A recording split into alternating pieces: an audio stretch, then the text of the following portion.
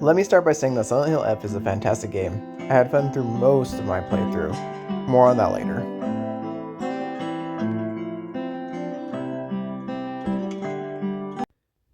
Let's talk about combat. As far as combat goes in Silent Hill F, it feels desperate, like you only want to fight when you truly have to. The creatures will absolutely destroy you if you are not careful.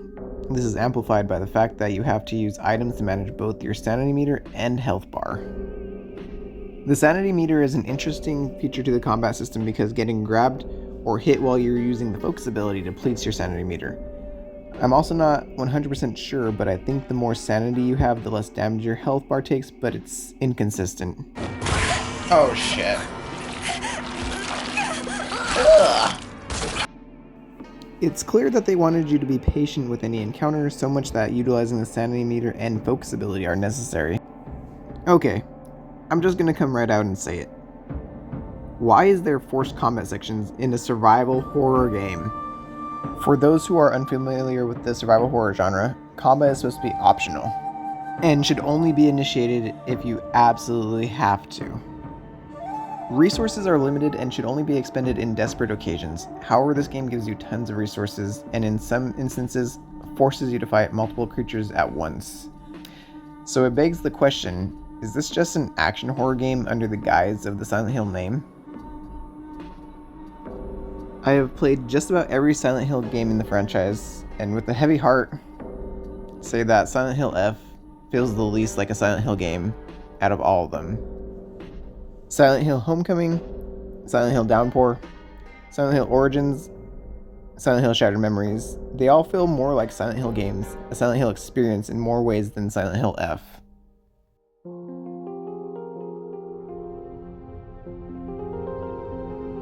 Let's talk about the horror in Silent Hill F. The foggy maze-like town,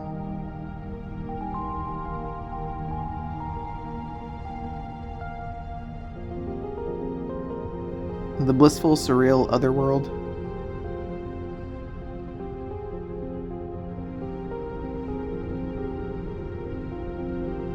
the suffocation of an ever-looming threat hunting you down.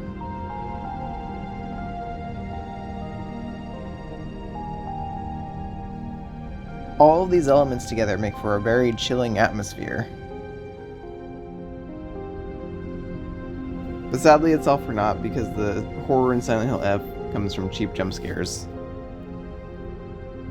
Jump scares, of course, are going to cause a reaction, but let's make no mistake, jump scares are not horror. Horror is best defined as an overwhelming feeling of dread, something that makes you feel unnerved or uneasy. If you've played the Silent Hill 2 remake, then you know the prison location embodies all of these feelings. A feeling of dread sets in when you feel paralyzed, unable to move because you are terrified. That is horror. Don't get me wrong, Silent Hill F definitely has horror moments, but most of which come from cutscenes towards the end of the game.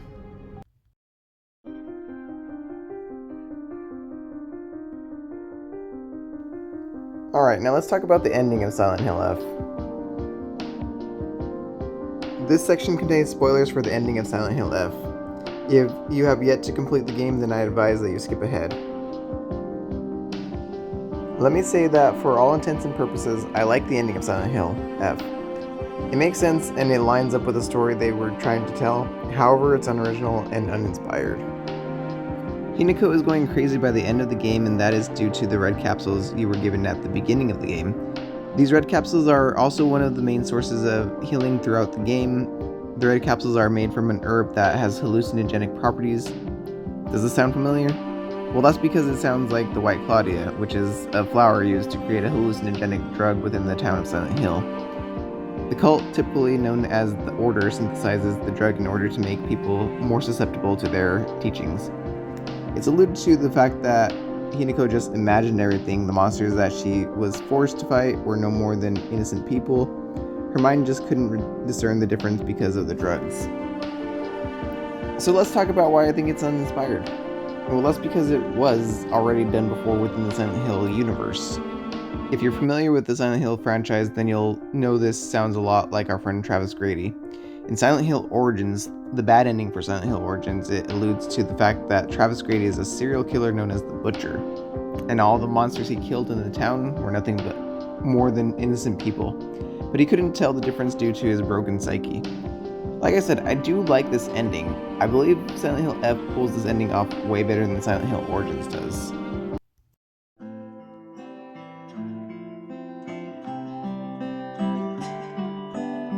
All in all, I like Silent Hill F. I think it successfully tells the story that it was trying to accomplish. While it has its flaws, it was truly enjoyable as an action horror game. I believe Konami could have put this out as an original IP and it would have done just as good. I'm glad that Silent Hill is back in some way, and I hope that Silent Hill F makes Konami realize that the world needs Silent Hill games. This is my all-time favorite franchise, and I hope that it continues to prosper. If you made it to the end of this video, please let me know your feelings and thoughts on Silent Hill F. I would love to hear the contrast and opinions, and if you're feeling especially generous, leave a like and consider subscribing. I really appreciate it, and I'll see you in the next video.